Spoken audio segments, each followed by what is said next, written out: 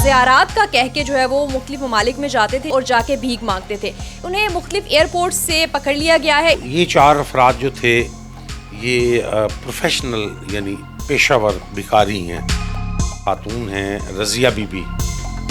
ये तकरीबन 30 से 35 दफ़ा मुख्तलिफ ममालिक में सफ़र कर चुकी हैं और इनके साथ इनका भाई और बाकी जो 2 लोग थे उनको ये अपने साथ फ़र्स्ट टाइम लेके जा रहे थे भीख मांगने के लिए, बेगिंग के लिए। लोग शाम भी जाते हैं, इराक़ भी जाते हैं, जहाँ भी ज़ियारात के लिए जाते हैं तो ये एक इमोशनल ब्लैकमेलिंग होती है। वहाँ जाके अपना गेटअप चेंज करते हैं कि ये एक ईजी काम है पैसा कमाने के लिए। आप अगर उनको देखें तो उनका गेटअप ऐसा नहीं है, देखने में वो फ़कीर नहीं लगते।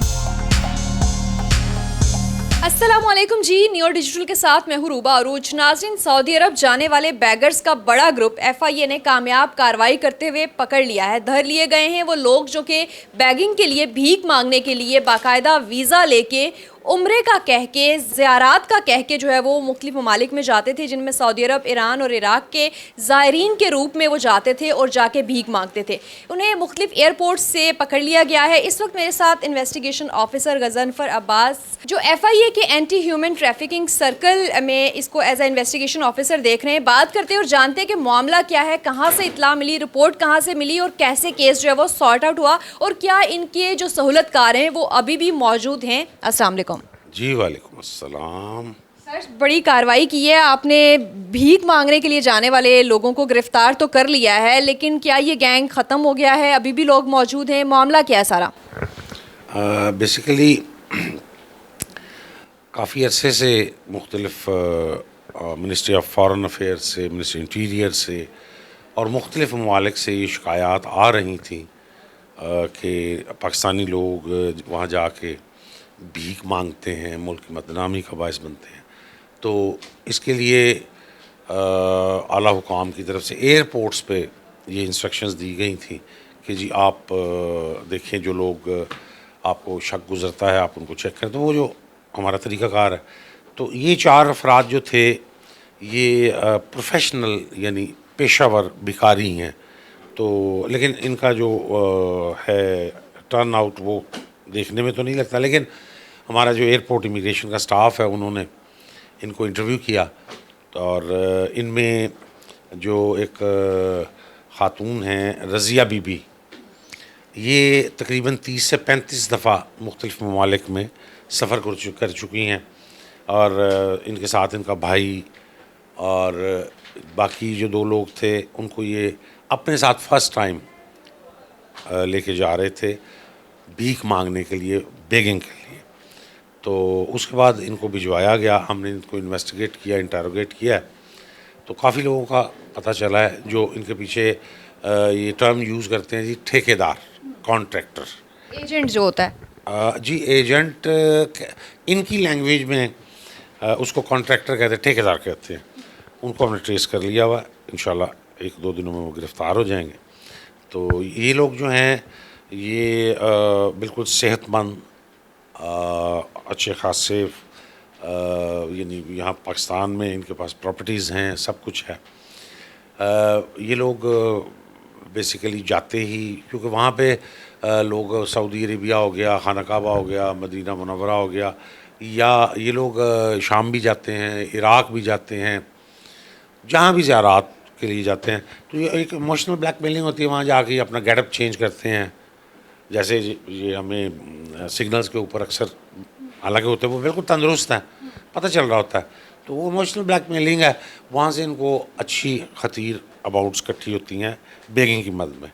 तो हालांकि जो हमने देखा वो दोनों ख़वातीन, ये दोनों मर्द जो थे बिल्कुल सेहतमंद थे, लेकिन चूँकि ये एक ईजी काम है पैसा कमाने के लिए, तो ये पेशावर लोग थे। ये गैंग हमने ब्रेक किया, इंशाल्लाह बाकी को। अच्छा, इनसे कुछ रिकवरी भी हो सकी है, क्योंकि एजेंट्स को ये 2,30,000 रुपये दे के वीज़ा ले रहे थे, तो क्या आगे से इनकी तरफ से कोई रिस्पांस, इनके जो सहूलतकार थे उनकी तरफ से कोई आगे से रिस्पांस आया हो? नहीं, उनकी तरफ से रिस्पांस तो नहीं, वो बस ट्रेस तकरीबन आप समझ लें जब वो आएंगे तो उनसे बरामदगी होगी, ठीक है ना जी। जो एजेंट्स हैं इनके, जो ठेकेदार हैं, फिर ये प्रॉपर एक पूरा जो गैंग है, ठीक है, उसको ब्रेक करेंगे इंशाल्लाह, ताकि मुल्क की बदनामी ना हो। ये बड़ी काबिल शर्म बात है कि हमारे लोग जाके वहाँ, वो कहते हैं जी 95% लोग जो हैं वो पाकिस्तानी हैं। इनमें से कुछ तो ऐसे हैं इन्होंने वहाँ मुस्तकिल घर लिए हुए हैं। हाँ जी। वहाँ जाते हैं, वहाँ इनके सहूलत कार होते हैं, उनको अपने पास रखते हैं, और यानी प्रोफेशनल लोग हैं ये, इसमें कोई शक शुबे वाली बात नहीं। अच्छा, तरीक़ेकार क्या था? किस तरीके से आप लोगों को शक कैसे गुजरा? हमें ये भी पता चला कि उनके सामान से वो बाकायदा वो कशकोल जो उन्होंने रखे हुए थे वो भी बरामद हुए हैं। हाँ, उनके देखें, कुछ चीज़ें थीं, कोई उनके जो कपड़े थे वो इस तरह की चीज़ें थीं उनके पास, बिल्कुल। लेकिन वो हमें तो यही कहते कि जी ये एहराम है हमारा, इसी तरह का ये एहराम, ये जो जो भी चीज़ें थी। लेकिन इमिग्रेशन का जो हमारा स्टाफ है वो पूरा ट्रेंड है। देखिए, एक फ़्लाइट में कम से कम 300 पैसेंजर्स होते हैं, तो अगर ये 4 लोग ऑफलोड हुए और उन्होंने आके यहाँ एडमिट किया कि जी वाकई हम बेगिंग के लिए जा रहे थे, तो इसका मतलब है कि उन्होंने ठीक लोगों को ट्रेस किया। हालांकि आप अगर उनको देखें तो उनका गेटअप ऐसा नहीं है, देखने में वो फ़कीर नहीं लगते। अच्छा, हमें कुछ ये भी इतलात मिल रही थी कि वो बाकायदा आगे से बहस कर रहे थे कि भाई हम पाकिस्तान में गुर्बत है, हम वहाँ जाके भीख मांगते हैं, आपको क्या मसला है? ऐसा भी हुआ था? डेफिनेटली जी। देखें, भीख मांगना तो किसी मज़हब में भी नहीं है कि उसको जायज़ तो नहीं कहा जा सकता।